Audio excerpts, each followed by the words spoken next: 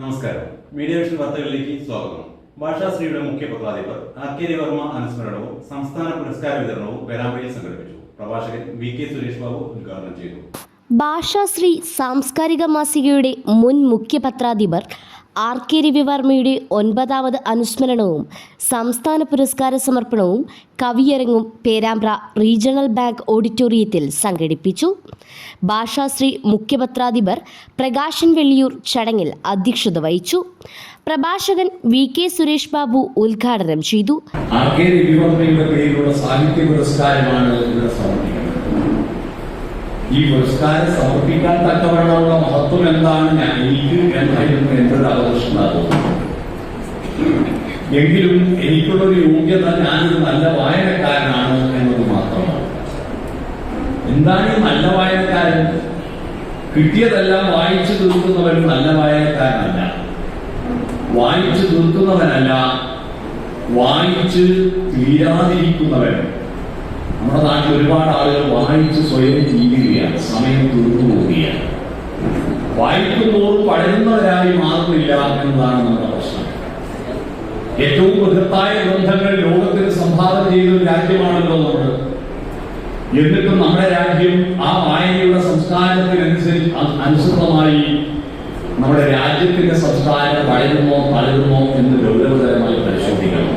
നാടകനടൻ ശ്രീധരൻ പട്ടാണിപ്പാറ, ഗായകൻ മൊയ്തി പേരാമ്പ്ര എന്നിവരെ ചടങ്ങിൽ ആദരിച്ചു. രമേശ് ബാബു കാക്കന്നൂർ, രാമകൃഷ്ണൻ സരയു എന്നിവർക്ക് ബാലസാഹിത്യ പുരസ്കാരവും Saraswathi Biju, Amarnath Pallath, MP Abdurahman, Rajan Kothachira, MS Sasi, KV George Kuruvachira, doctor Ajeesh PT, Govindan Kariyad എന്നിവർക്ക് സാഹിത്യ പുരസ്കാരവും ലഭിച്ചു.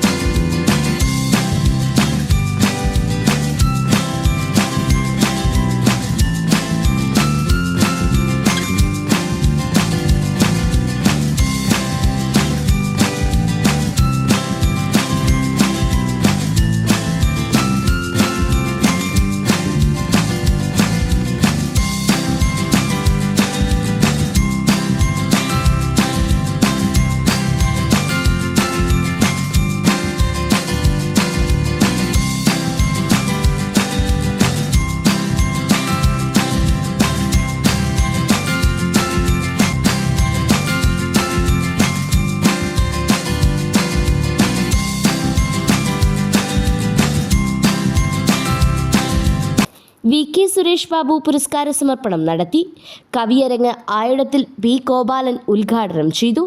സിനിമ ഗാനരചയിതാവ് രമേശ് കാവിൽ മുഖ്യാതിഥിയായി.